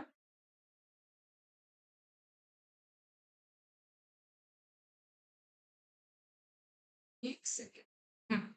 तो जो इंक्लूड किया है वो क्या इंक्लूड किया मैम, जो इंक्लूड किया है वो है एक्शनेबल क्लेम, जो इंक्लूड किया है वो है growing crops, grasses, things attach to land, ये सारी चीजें गुड्स की डेफिनेशन में इंक्लूड हुई। अब मैम क्या इंक्लूड सर्विस की डेफिनेशन में हुआ है, वो अभी हम बात करेंगे, अभी मैंने उसको नहीं लिया है। तो मैम बेसिकली बोलूँ तो गुड्स की डेफिनेशन में क्या चीज आती है? मूवेबल। सर्विस की डेफिनेशन में एनीथिंग अदर देन गुड्स आता है। मनी एंड सिक्योरिटी कहीं पे भी नहीं आता। बट गुड्स की डेफिनेशन में एक्शनेबल क्लेम इंक्लूड किया जाता है। क्या किया जाता है? एक्शनेबल क्लेम इंक्लूड किया जाता है। और साथ में गुड्स की डेफिनेशन में growing crops, grasses, anything attach to the land भी इंक्लूड होता है। अब मेरा इंटरप्रिटेशन कहाँ तक खत्म हो गया? मैम हमने इन चीजों को तो समझ लिया, यहां तक तो सब समझ में आ गया। अब आगे बोलते हैं कि मनी एंड सिक्योरिटी तो इंक्लूड नहीं होगा, बट क्या इंक्लूड होगा? यहां बोलते हैं इंक्लूड होगा यूज ऑफ मनी। भले ही मनी एंड सिक्योरिटी इंक्लूड नहीं होता, भले ही मनी एंड सिक्योरिटी इंक्लूड नहीं होता, बट अगर मैं मनी और सिक्योरिटी को यूज करती हूँ या फिर मनी का क्या करती हूँ, कन्वर्जन करती हूँ एक डिनोमिनेशन से दूसरे डिनोमिनेशन में, और उस कन्वर्जन और उस यूज के लिए अगर कोई सेपरेट कंसिडरेशन चार्ज होता है, उस कन्वर्जन या फिर उस यूज के लिए अगर कोई सेपरेट कंसिडरेशन चार्ज होता है, तो in that case it is a service. Ma'am ये क्या हो गया, समझ नहीं आ रहा? तो समझते हैं। देखो ये भैया दिख रहे हैं तुमको, ये भाई साहब, ये भाई साहब को बहुत ज्यादा पैसों की जरूरत है। ये भाई साहब को क्या है, बहुत ज्यादा किसकी जरूरत है? भाई पैसों की जरूरत है। अब जब बहुत ज्यादा पैसों की जरूरत है तो ये किसके पास आए? ये अंकल, ये भाई साहब आते हैं हमारे, ठीक है। तो जब इनको बहुत ज्यादा क्या है, पैसों की जरूरत है, तो ये किसके पास आते हैं? हमारे पास। अब ये जब अंकल हमारे पास आए, बोले देखो मेरे को 1 लाख रुपीज दे दो, मेरे को बहुत पैसे की जरूरत है। मैंने कहा ले लो, कोई बात नहीं, इसमें क्या है। I have given that person 1 lakh rupees. उन्हें 1 लाख रुपीज दे तो दिए, बट वो बोले मैं आपको अभी नहीं, 4 मंथ्स के बाद रिटर्न करूंगा ये 1 लाख रुपीज। अब मेरे को थोड़ा लगा यार, अगर ये 1 लाख रुपीज मेरे पास रहते, if that 1 lakh rupees would have been with me, तो उस 1 लाख रुपीज का तो मैं कुछ रिटर्न अर्न कर पाती थी। अब now this person has taken my money, so I would have a opportunity cost. मेरे को तो अपॉर्चुनिटी कॉस्ट लग रही है, मेरा कुछ बेनिफिट है जो मुझे मिलना चाहिए था, और वो बेनिफिट अब मुझे नहीं मिल रहा।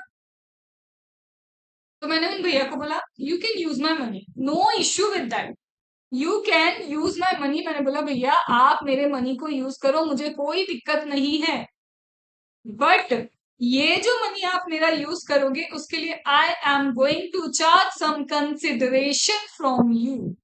मैं आपसे कंसिडरेशन चार्ज करूंगी, और वो कंसिडरेशन जो है वो सेपरेट कंसिडरेशन है, because I am giving you money, right of use दे रही हूं मैं। अभी मैंने बोला था ना service includes right of use, तो मैं क्योंकि आपको राइट ऑफ यूज दे रही हूँ, तो because I am giving you the right of use, for that right of use I am charging some separate consideration. तो ये जो यूज करने मैंने दिया ना, मैंने आपको सर्विस दे दी, because I am charging some separate consideration. But if I am not charging anything, सिर्फ 1 लाख रुपीज उनको दिए, कल चल के वो मुझे वापस 1 लाख रुपीज दे देंगे, मैंने कुछ भी चार्ज नहीं किया, मैंने उनको कोई इंटरेस्ट नहीं बोला कि 1% इंटरेस्ट दो, 2% इंटरेस्ट दो, कुछ नहीं ले रही हूँ उनसे। जो 1 लाख गए थे वो 1 लाख आ गए, तो it is near transaction of money. Money गया, मनी वापस आया, एक्स्ट्रा कुछ भी अर्न नहीं हुआ, that is transaction of money. वो ट्रांजेक्शन ऑफ मनी जीएसटी में नहीं आता। But for this use of money, if you are charging any extra consideration, then this charge of consideration for the use of money is regarded as supply of service. Done. इसी तरह से अब क्या है, मेरे पास ना डॉलर पड़े हैं बहुत, आई हैव डॉलर्स। तो मेरे पास क्या है, डॉलर है।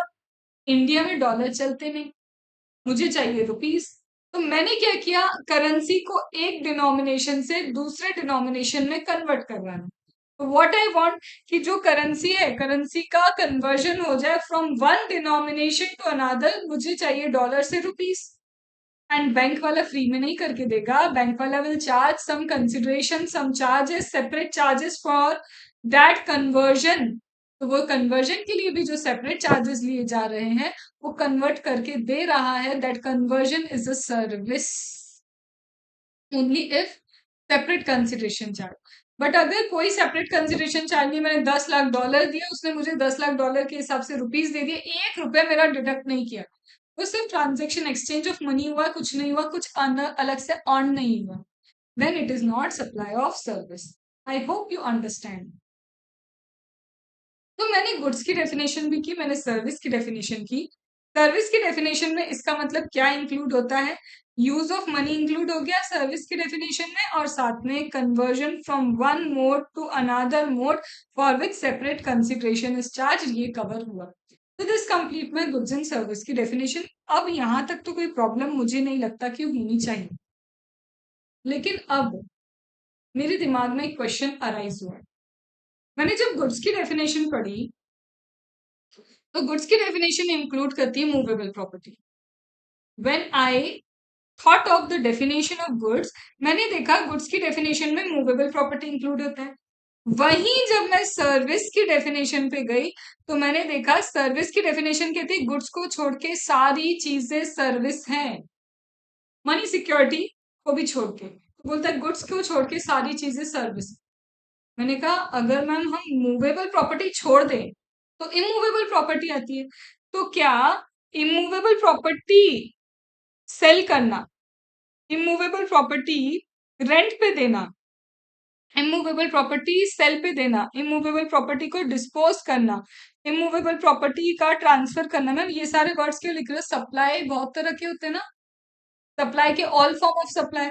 तो मैम क्या ये जो इमूवेबल प्रॉपर्टी से related sale, purchase, lease, licence, transfer, disposal, ये सारा सारा सर्विस माना जाता है? इसके लिए इन्होंने बोला देखो, सर्विस में इमूवेबल प्रॉपर्टी तो है, लेकिन सिर्फ इमूवेबल प्रॉपर्टी से रिलेटेड चीजें आती हैं। जैसे इमूवेबल प्रॉपर्टी पे इंटीरियर डेकोरेशन, कंस्ट्रक्शन हुआ इमूवेबल प्रॉपर्टी का, रिपेयर हुआ इमूवेबल प्रॉपर्टी का। तो ये इमूवेबल प्रॉपर्टी रिलेटेड सारी चीजें सर्विस है। लेकिन अगर आप बनी बनाई बिल्डिंग को सेल करते हो, एक प्लॉट ऑफ लैंड है जिसको सेल करते हो, तो भाई ये प्लॉट ऑफ लैंड जिसको आप सेल कर रहे हो, ये इमूवेबल प्रॉपर्टी, जो बनी बनाई बिल्डिंग है, इसको आप बनी बनाई, focus my words, already constructed building, उसको आप सेल कर रहे हो, तो ये क्या है आपके लिए? गुड्स तो बन नहीं सकती, सर्विस भी नहीं बनेगी। मैम क्यों नहीं बनेगी सर्विस? क्योंकि मैंने कहा था शेड्यूल नंबर 3 चेक करना हमेशा। भले ही वो सर्विस की डेफिनेशन में आ भी रही हो, लेकिन शेड्यूल नंबर 3 ने कल चल के फिर से बोल दिया, अच्छे से बोला कि sale of land, sale of building, sale of land, sale of building, कहाँ लिखा है मैम? ये लिखा, sale of land, sale of building is neither supply of goods nor supply of service. और शेड्यूल 3 में सिर्फ सेल कवर हुआ है, बाकी दूसरे फॉर्म ऑफ सप्लाई कवर नहीं हुए। आप बिल्डिंग को रेंट पे दो, सप्लाई ऑफ सर्विस है, लीज पे दो, सप्लाई ऑफ सर्विस है। बट अगर आप सेल करते हो लैंड, अगर आप सेल करते हो बिल्डिंग, तो सिर्फ sale of land, sale of building क्या है? Neither supply of goods nor supply of service है, क्योंकि इस पे स्पेसिफिकली प्रॉपर्टी टैक्स एप्लीकेबल होता है। अंडरस्टूड? क्या ये बात समझ में आई? अब क्या मैम ये यहाँ पे भी तो कुछ लिखा है, पढ़ नहीं रहे हो? रुको पहले यहां तक समझते हैं, पढ़ेंगे उसको। तो लिंकेज क्या है मैम? लिंकेज ये है कि गुड्स मतलब मूवेबल, और एनीथिंग अदर देन गुड्स मतलब सर्विस। जब एनीथिंग अदर देन गुड्स बोला मतलब एनीथिंग अदर देन मूवेबल बोला, और जब एनीथिंग अदर देन मूवेबल बोला तो दिमाग में आया इमूवेबल। तो इमूवेबल सेल भी होता है, लीज पे भी जाता है, रेंट पे भी जाता है, ट्रांसफर भी होता है, डिस्पोज भी होता है। क्या सबको सप्लाई ऑफ सर्विस बोलेंगे? बोलते हैं रुको, शेड्यूल नंबर 3 देखो, शेड्यूल नंबर 3 ने स्पेसिफिकली बोला है कि इमूवेबल प्रॉपर्टी को अगर आप क्या करते हो, सेल करते हो लैंड को या सेल करते हो बिल्डिंग को, सेल करते हो लैंड को या सेल करते हो बिल्डिंग को, तो neither supply of goods nor supply of service. अब यहाँ पे स्पेसिफिकली आपको लिखने में sale of land, sale of building ही लिखना हो। You can not write sale of immovable property, क्योंकि इमूवेबल प्रॉपर्टी की डेफिनेशन अलग है, और इमूवेबल प्रॉपर्टी में और भी चीजें इंक्लूड होती। इसने सारी के सारे इमूवेबल प्रॉपर्टी को रोक के नहीं रखा है, इसने सिर्फ रोक के रखा है sale of land and sale of building को, क्योंकि इमूवेबल प्रॉपर्टी की डेफिनेशन इनपुट टैक्स क्रेडिट जब हम चैप्टर करेंगे वहां पे आएगी। और इमूवेबल प्रॉपर्टी बहुत होती है, इसमें बहुत सारी चीजें और आती है, बट उसका एक पार्ट है लैंड एंड बिल्डिंग, उसके सेल को बोला है neither supply of goods nor supply of service. Done? अब ये मैंने क्या बोला, sale of land, sale of building, इसको समझा दूं। सपोज करो ये एक बिल्डिंग है, बनी हुई है, ये क्या है, ये बिल्डिंग है, ये बनी बनाई हमारी बिल्डिंग है। अब इस बनी बनाई बिल्डिंग को अगर मैं सेल कर दूं, ये बिल्डिंग है, बनी बनाई बिल्डिंग है, अगर इसको मैं सेल कर दूं, that is sale of building. Done. अब सपोज करो इसको ऐसे कर दिया, अब ये बिल्डिंग बनेगी, बन नहीं रही, थोड़ा थोड़ा थोड़ा ढांचा बना हुआ है, थोड़ा थोड़ा स्ट्रक्चर बना है, अभी बनी नहीं है। जब बनी हुई बिल्डिंग मैंने सेल की थी, that was sale of building, तो वो शेड्यूल नंबर 3 में कवर। बट अभी बिल्डिंग बनी नहीं है, बनना चालू होगी, यहाँ एक फ्लोर बनेगा, यहाँ सेकंड फ्लोर होगा, और ये वाला होगा थर्ड फ्लोर। हम रास्ते से गुजर रहे थे, मैं तो रास्ते से जा रहा था, भेलपूरी खा रहा था, और अचानक से मुझे क्या दिखाई दी, ये बिल्डिंग दिखाई दी जो अभी बन रही है। अब जब मैंने बनती हुई इस बिल्डिंग को देखा, मैंने बिल्डिंग को देखा, बिल्डिंग मुझे देख नहीं पाई ऑब्वियसली। तो यहाँ जब मैंने बिल्डिंग को देखा, फर्स्ट फ्लोर तो बन गया, सेकंड फ्लोर बनना स्टार्ट ही हुआ है, और मुझे यहाँ का ये फ्लैट नंबर पसंद आ गया कि ये वाला फ्लैट मुझे चाहिए। अभी बन गया क्या? ना। अभी बन गया क्या? नहीं। बट मुझे वो बिल्डिंग पसंद आ गई। अब जब मुझे वो बिल्डिंग का ये फ्लैट पसंद आया, ठीक है, मैंने बुकिंग कर दी, 25% दी है, 25% बुक होके ये फ्लैट मेरे नाम है। यही होता है, अलॉटमेंट हो गया, आगे आपको पे करते रहना पड़ेगा, बट अब ये आपके लिए है। जब ये बनी बनाई बिल्डिंग थी, या मेरे लिए कुछ नहीं था, मैं आई, मैंने पसंद की और ये बिल्डिंग खरीद ली, that is sale of building. But अभी इस बिल्डिंग का अंडर कंस्ट्रक्शन बिल्डिंग में मैंने एक फ्लैट बुक किया जो भी बना ही नहीं है। तो जो चीज अभी बनी नहीं, ना वो मूवेबल में आ रही है, ना वो इमूवेबल में आ रही है, वर्क इन प्रोग्रेस है। तो बोलते हैं, अगर ये बिल्डिंग के लिए, ये फ्लैट के लिए, अगर आपने थोड़ा सा भी अमाउंट पहले पे कर दिया है, अब वो कितना भी हो सकता, तो अगर इसके कंप्लीशन से पहले, या आप जब फर्स्ट टाइम इसको ऑक्यूपाई करोगे, तो कंप्लीशन या फर्स्ट टाइम ऑक्यूपेशन के पहले आपने कुछ भी पे किया है, मैं अभी इसका ना विच एवर इज अर्लियर आपको यहाँ पे दिख रहा होगा, लिखा हुआ है, मैं इसका मीनिंग नहीं समझा रही हूँ, ये क्योंकि मुझे शेड्यूल नंबर 3 में समझाने को मिलेगा, शेड्यूल नंबर 2 में समझाने को मिलेगा। मैं अभी रुकी हूँ इस, यहाँ पे ये जो विच एवर इज अर्लियर ना, ये नहीं समझा रही हूँ। मैं बस ये बोल रही हूँ, इसके कंस्ट्रक्शन के पहले, या फिर आप इसे ऑक्यूपाई करो, इससे पहले अगर आपने कुछ भी अमाउंट इसको पे कर दिया है, मतलब अब वो बंदा ना आपके लिए कंस्ट्रक्शन करके दे रहा है। अब वो बंदा आपके लिए कंस्ट्रक्शन करके दे रहा है, कंस्ट्रक्शन इज अ सर्विस। तो बोलते देखो, sale of land, sale of building, बनी बनाई लैंड और बिल्डिंग को सेल कर दो, वो तो भैया आपका neither supply of goods not supply of service है। लेकिन ये जो बन रही है आपके लिए, क्योंकि आपने बुकिंग की है, कुछ ना कुछ कंसिडरेशन पे किया है, तो ये कंस्ट्रक्शन आपके लिए हो रहा है, तो इसे बोलोगे सर्विस। ये सर्विस में इमूवेबल प्रॉपर्टी रिलेटेड सर्विस। तो अगर इमूवेबल प्रॉपर्टी से रिलेटेड कुछ भी है, तो इमूवेबल प्रॉपर्टी से रिलेटेड कवर होता है सर्विस से ही। सप्लाई की डेफिनेशन वाइड होती है। Supply includes all form of supply, sale भी आता है उसमें, रेंट भी आता है। तो बिल्डिंग को रेंट पे दोगे, that is supply of service. But building को अगर सेल करोगे, तो it is covered in schedule number 3, and it is neither supply of goods nor supply of service. और यही चीज हमने यहाँ पे लिंकेज में लिखी है, but still I am repeating, ये कंप्लीट नहीं बताया मैंने, क्योंकि इसका एक पॉइंटर मेरे शेड्यूल नंबर 2 में जाएगा, फिर इसे शेड्यूल नंबर 3 से मैं तब जाके अच्छे से लिंक कर पाऊंगी। फिर भी मैंने बहुत बेसिक वे में आपको इसको पूरी तरह से एक्सप्लेन किया है, but we will wait for schedule number 2 for a proper detailing of this linkage. तो क्या गुड्स और सर्विस में लिंकेज है? गुड्स एंड सर्विस में एक पॉइंटर इमूवेबल प्रॉपर्टी का है, जिसका लिंक शेड्यूल 3 पे जाता है। फिर इसके बाद एक लिंकेज और है, जो गुड्स की डेफिनेशन के रिस्पेक्ट में, वो भी शेड्यूल नंबर 3 से ही क्या होता है, लिंक होता है, उसका लिंकेज भी कहाँ है, शेड्यूल नंबर 3 में। अब कौन सा लिंकेज है मैम? मैंने आपको कहा था कि गुड्स में क्या नहीं आता, मनी नहीं आता, सिक्योरिटी नहीं आता, बट सिक्योरिटी में है एक्शनेबल क्लेम, वो तो गुड्स है। और मैंने कहा था इसका कोई रीजन, एक्शनेबल क्लेम मैम आपने क्या बोले थे, एक्शनेबल क्लेम मतलब नेगोशिएबल इंस्ट्रूमेंट्स हो गए आपके, चेक हो गया, प्रोमिसरी नोट हो गए, बिल्स रिसीवेबल हो गया, बिल्स पेबल हो गया, लॉटरी हो गया, बेटिंग वाली चीजें हो गई, गैम्बलिंग वाली चीजें हो गई, कसिनो वाली चीजें हो गई, आपकी ऑनलाइन मनी गेमिंग हो गया। ये सारी चीजें जो आपकी है, ये सब मिला के क्या बनती हैं? आपकी एक्शनेबल क्लेम, जिसके बेसिस पे आप क्या कर सकते हो? पैसा क्लेम कर सकते हो। जिसके बेसिस पे आप क्या कर सकते हो? पैसा क्लेम कर सकते हो। ठीक है, तो इसमें क्या है ना, देखो, इनको प्रॉब्लम ये थी, इन्होंने एक्शनेबल क्लेम को गुड्स क्यों बनाया? क्योंकि इनको जीएसटी लगाना, ऑब्वियसली। बट जीएसटी सिर्फ लगाना चाहते हैं ये स्पेक्यूलेटिव आइटम पे, क्योंकि एक्शनेबल क्लेम में लॉटरी भी है, बैटिंग भी है, गैम्बलिंग भी है, कसिनो भी है, ऑनलाइन गेमिंग भी है, सब कुछ है, और ये सब स्पेक्यूलेशन वाली चीजें हैं। तो ये कहते हैं शेड्यूल नंबर 3 में हमने कुछ लिखा है। और क्या लिखा शेड्यूल नंबर 3 में? Schedule number 3 includes all actionable claim. Schedule number 3 में सारे एक्शनेबल क्लेम इंक्लूड होंगे, लॉटरी, बेटिंग, गैम्बलिंग को छोड़ के, और amendment, casino, horse race and online gaming को छोड़ के।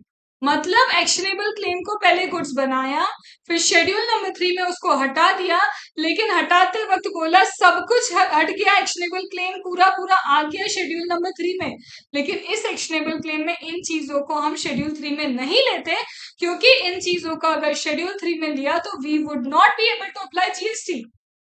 और वो चाहते थे इन स्पेक्यूलेटिव आइटम पे जीएसटी अप्लाई होना चाहिए। They wanted that on this speculative item there must be GST. Understood? So this is the second number का linkage that goes to schedule number 3. This is the first number का linkage that goes to schedule number 3. I hope retain हुआ, समझ आए। Speculative item को इन्हें करना था taxable, इसलिए पहले क्या किया? सिक्योरिटी में इंक्लूड होता है एक्शनेबल क्लेम, तो इस एक्शनेबल क्लेम को गुड्स बनाया। फिर गुड्स बना के सारे एक्शनेबल क्लेम को neither supply of goods not supply of service किया। बट किसको नहीं किया? ये स्पेक्यूलेटिव आइटम वाले सबको हटा के रख दिया। बोला ये शेड्यूल 3 में कवर नहीं होंगे, और जब ये शेड्यूल 3 में कवर नहीं होंगे तो यस इस पे लगेगा GST. Done. This completes my definition for goods as well as my definition for service. अब आते हैं हम फिर से हमारे इस क्लॉज के ऊपर। तो अभी तक हमने क्या पढ़ा? All form of supply, supply के अलग अलग फॉर्म ये रहे। All form of supply of goods, goods क्या होता है ये पढ़ लिया, सर्विस क्या होता है हमने ये भी पढ़ लिया।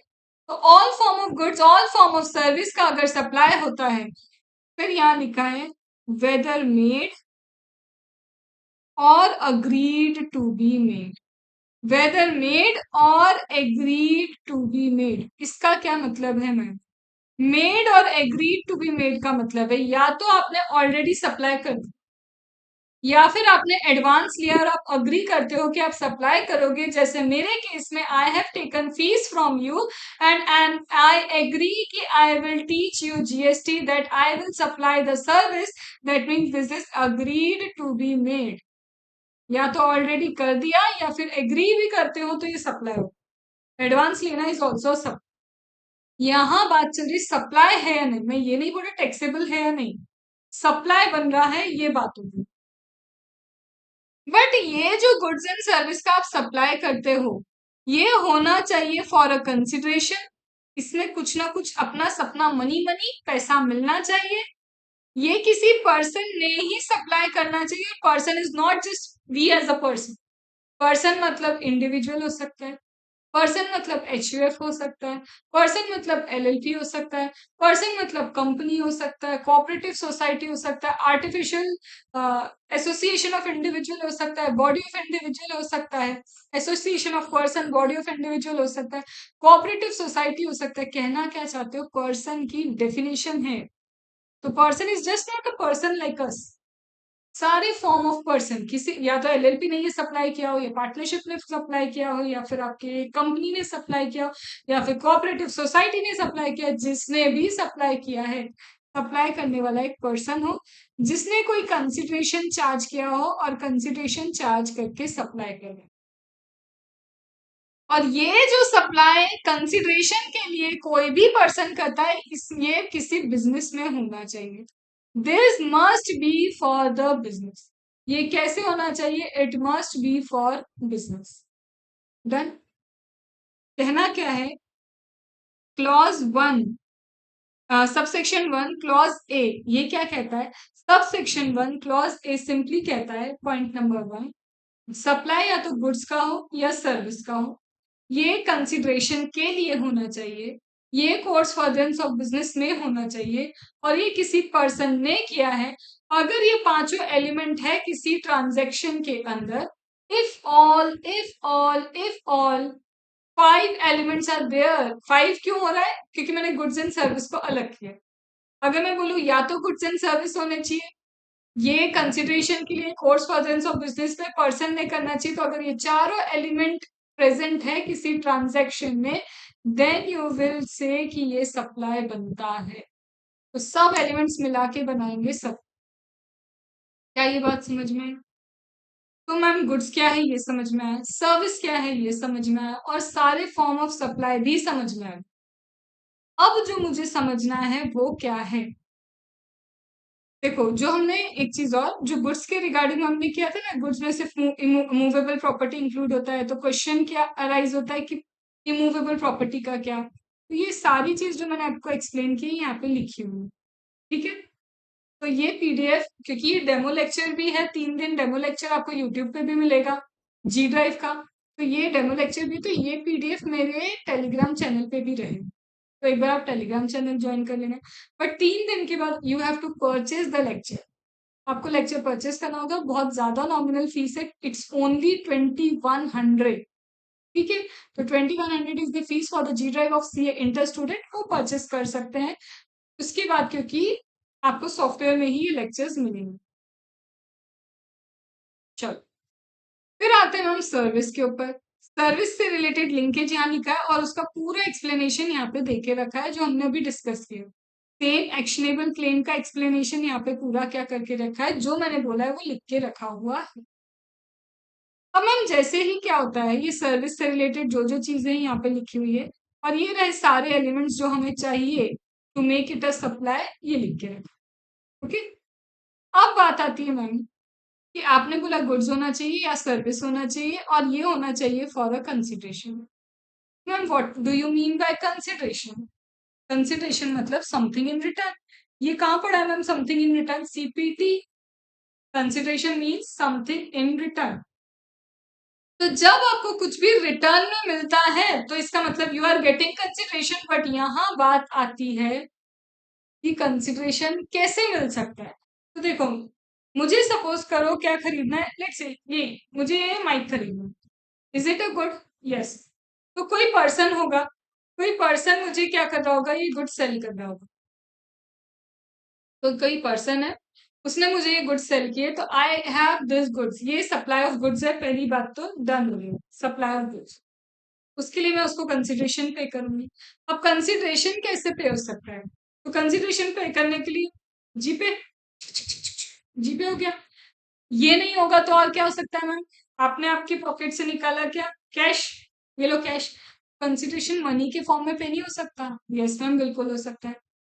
अब दूसरा क्या हुआ, पहली इसका मतलब मेरा पहला पॉइंट तो क्लियर हो गया कि consideration could be paid in money. Consideration money में पे हो सकता है। डन।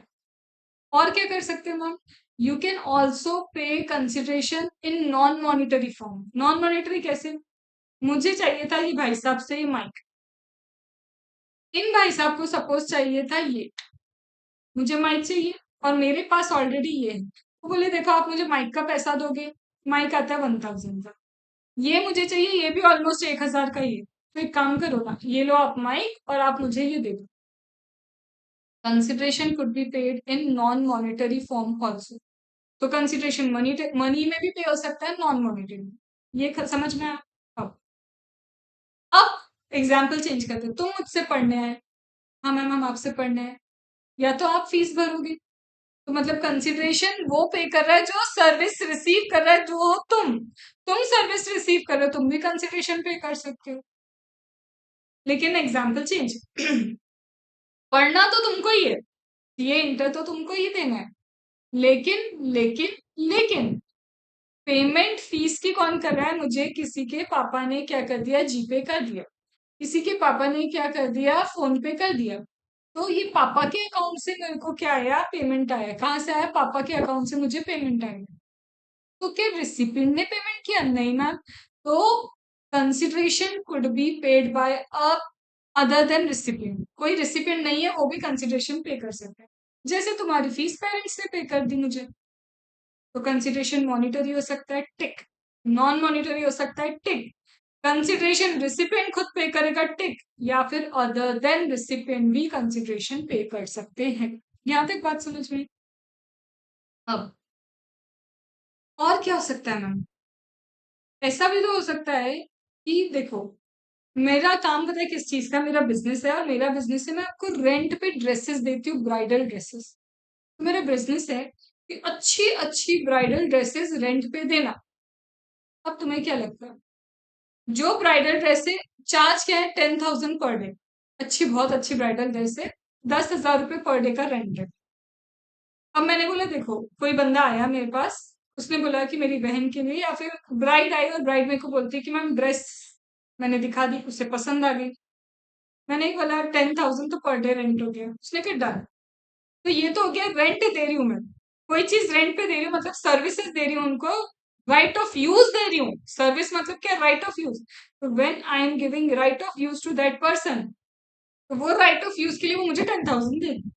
बट वो जा ही रहे थे, मैंने उनको बोला रुको रुको रुको रुको रुको। बोले क्या हुआ मैम? मैंने कहा आप लेके जा रहे हो ये ड्रेस, आप मुझे 10,000 दे रहे हो, यस। बट ये जो ड्रेस आप लेके जा रहे हो ना, 1 लाख रुपीज की है। आपको कुछ ना कुछ सिक्योरिटी अमाउंट भी मेरे को डिपॉजिट करना पड़ेगा, कल को आप नहीं लेके आए ड्रेस तो। मैंने कहा 30,000 सिक्योरिटी अमाउंट डिपॉजिट करके जाओ, जिस दिन ड्रेस दे दोगे मुझे, ये 30,000 आपके, मतलब रिफंडेबल डिपॉजिट मैंने सामने वाले से लिए। क्यों लिया? सिक्योरिटी के लिए, जरूरी है। तो जो भी डिपॉजिट आपका रिफंडेबल होता है, जो भी डिपॉजिट आपका रिफंडेबल होता है, वो कभी कंसिडरेशन नहीं बनता, क्योंकि आपने वो कमाया नहीं है। वो सिर्फ एक सिक्योरिटी वाला डिपॉजिट है। You have yet not earn that money. तुमने अभी तक उसको कमाया नहीं, ठीक है मैम। फिर ये डिपॉजिट को कब हम कंसिडरेशन कंसिडर करेंगे? वो मैडम आई थी, एक दिन के लिए ड्रेस लेके गई थी। अब क्या हुआ, शादी हुई, फंस जाती है बेचारी। 3 दिन बाद वो मेरी ड्रेस लेके आई वापस। मैंने उनसे 30,000 सिक्योरिटी डिपॉजिट रखवाए थे, याद है? मैंने बोला था 30,000 मेरे पास सिक्योरिटी डिपॉजिट रखो। 3 दिन बाद वो आ रही है ड्रेस लेके। मैंने उनको बोला देखो, एक दिन का तो आप 10,000 मुझे देके गई थी, 2 दिन आप मेरी वो ड्रेस लेके नहीं आए, मुझे तो नुकसान हो गया ना उससे। या फिर सपोज करो वो जो ड्रेस लेके आई, वो ड्रेस गलती से जल गई या खराब हो गई या वर्क खराब हो गया, कुछ भी हो गया, मैंने देखा, मैंने कहा भाई ये ड्रेस का आपने क्या किया, खराब कर दी, ये कुछ भी वियर एंड टियर हो गया। तो मैंने कहा देखो, ये जितनी खराब हुई इसको सही कराने में ही मुझे 10,000 रुपए तो लग जाएंगे, 15 ले लेती हूँ, 15,000 लगेंगे।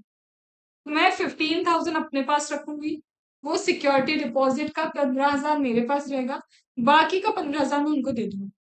तो अब जो डिपॉजिट आपने कंसिडरेशन की तरह लेना है, जो आप अर्न कर चुके हो, तो अब वो 15,000 जो है ना, क्योंकि उनसे डैमेज हुआ, इसलिए मैंने वो 15,000 अपने पास रख लिए। तो now that 15,000 is your consideration. तो डिपॉजिट कभी कंसिडरेशन नहीं होगा, तब तक कंसिडरेशन नहीं होगा जब तक आप उसे एज अ कंसिडरेशन अप्लाई नहीं करो। जब तक आप क्या नहीं करते, उसे एज अ कंसिडरेशन अप्लाई नहीं करते हो। अंडरस्टूड? क्या ये बात समझ में आई? तो अभी तक हमने क्या किया मैम? कंसिडरेशन क्या होता है आप बताओ ना, कंसिडरेशन क्या होता है? मैंने तुम्हें क्या बताया? कंसिडरेशन का मतलब है money, other than money. Consideration में डिपॉजिट इंक्लूड नहीं होगा, अगर इंक्लूड होगा तो तभी जब उसे एज अ कंसिडरेशन आप अप्लाई करते।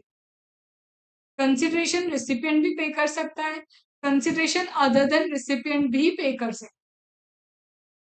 क्या यहाँ तक बात समझ में आई? ये अभी नहीं किया हमने, और ये भी अभी हमने नहीं। रीजन है कोई, इसीलिए नहीं कर रही हूँ। तो यस मैम, मनी भी हो सकता है, अदर देन मनी भी हो सकता है, डिपॉजिट भी हो सकता है। लेकिन डिपॉजिट तभी कंसिडरेशन काउंट होगा जब हम उसे किसी तरह से अर्न कर चुके हैं। ये रिसिपिएंट भी पे कर सकता है और ये अदर देन रिसिपिएंट भी पे कर सकता है। डन। मुझे लगा था आज क्लॉज ए हम कंप्लीट कर पाएंगे, बट नहीं, हम नहीं करेंगे, क्योंकि ये मेरे लिए डे वन है for CA inter student. CA inter student जिन्होंने मेरे लिए ऐसा कि जीएसटी कभी नहीं पढ़ा, मैं उस लेवल पे जाके पढ़ा रही हूँ। तो आज आपको एक ही होमवर्क करना है, और वो होमवर्क क्या है? अभी हमने गुड्स की डेफिनेशन अच्छे से समझी, हमने सर्विस की डेफिनेशन समझी, हमने कंसिडरेशन भी समझ लिया, लेकिन कंसिडरेशन के दो पॉइंट्स अभी नहीं समझे। एक होता है मॉनिटरी वैल्यू, ये वाला पार्ट नहीं समझा, और सब्सिडी वाला पार्ट नहीं समझा, क्योंकि सब्सिडी वाला पार्ट जो यहाँ पे है, इसे समझाने में मुझे अभी 15 मिनट्स लगेंगे। Are you getting?